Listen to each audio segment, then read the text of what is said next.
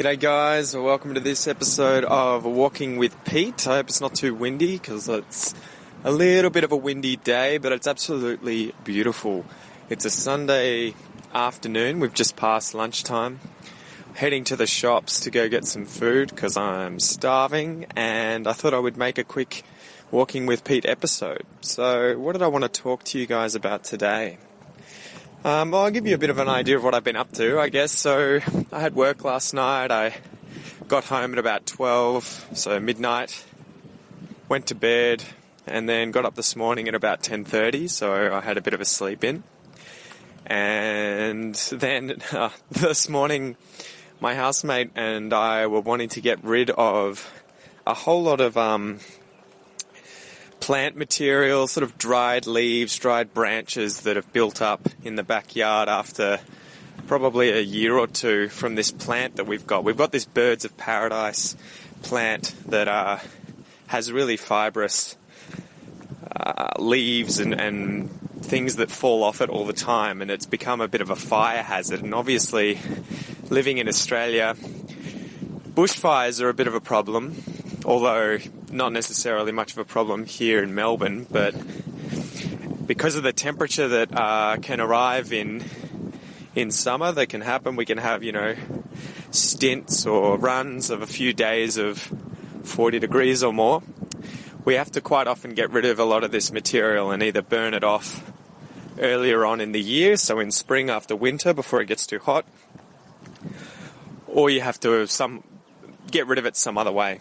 So anyway, my housemate made a small brick enclosed space that we could put all of this stuff in and burn it this morning, and geez, it made a lot of smoke and it stank. But we got rid of most of it, although I think we freaked out the neighbours. One of the neighbours was a bit worried. I think she came running out the back and looked over the fence thinking that something was on fire. So that's the phrase, to freak out. To freak out means to worry or to scare someone.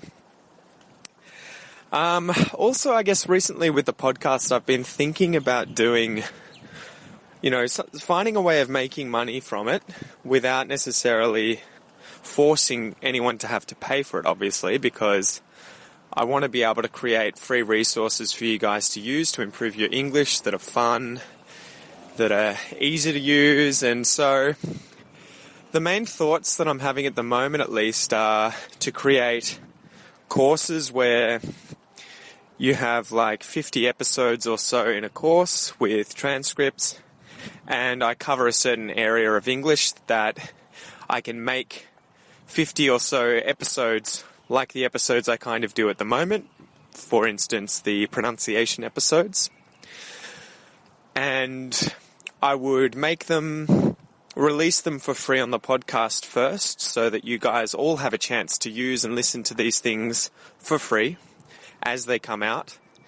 But then as they slowly go down the podcast list of episodes and then eventually disappear at the bottom, once they've all done that, that is when I would package them into a product that I could then sell through Aussie English, so that obviously people in the future can use these, but also to, reward you guys for listening at the moment and give you an opportunity to listen to them all for free, and then when they're no longer on the available episode list, bundle them into a package and sell them to people who haven't obviously found the podcast when you guys have, and give them a chance to also use these episodes. So that's my thinking at the moment. How much and how many episodes and all of that I'll deal with in the future. I haven't thought that out too much at the moment, but the basic idea at the moment is to keep doing the pronunciation episodes, and hopefully I might have to dive into the more basic areas like contracting verbs like to be and to have and all of that, which you guys... Dog just scared the crap out of me. Jumped at the fence. That you guys already know, I'm sure, but, you have to cover the basics just in case. So I'm thinking at the moment that I might finish doing as much of the pronunciation stuff as possible. And, I hope you guys are enjoying that. Let me know what you think. But then after I finish the pronunciation sort of area or theme of English, that is what I wanted to ask you about next. What would you guys like me to cover? So there's a few options, obviously. I have a few ideas in my head, like going over phrasal verbs. So to go out, to look down, whatever. Those sorts of phrasal verbs that I know you guys have a lot of trouble with in English at times, or at least certain people tell me that phrasal verbs are a real difficulty or a real nightmare in English. So there were phrasal verbs. I could do a series on the 50 most or the 100 most common phrasal verbs where I would tackle or cover a single verb at a time in an episode and give you, talk about how and when I would use the verb, and then give you examples and sentences, listen and repeat or substitution exercises for each verb. So that would take a while. So there's that, phrasal verbs. And then there's also the opportunity to do areas like using the verb to get, because I know the verb to get is a real nightmare in English as well because it has so many different uses. So that was another option where I could do a whole series on how to use the verb to get. And then obviously Like a Native, the Like a Native series, where they're not necessarily complicated expressions or idioms that I would be covering in Like a Native, but they're the small phrases that natives use all the time that you may not necessarily be taught in a class.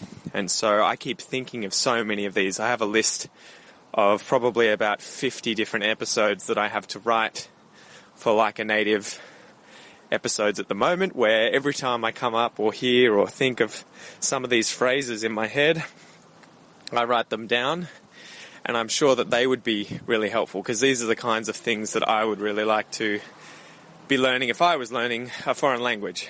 So those are some options. I probably haven't thought of everything, obviously, that you guys could or might need help with. So have a listen to this episode.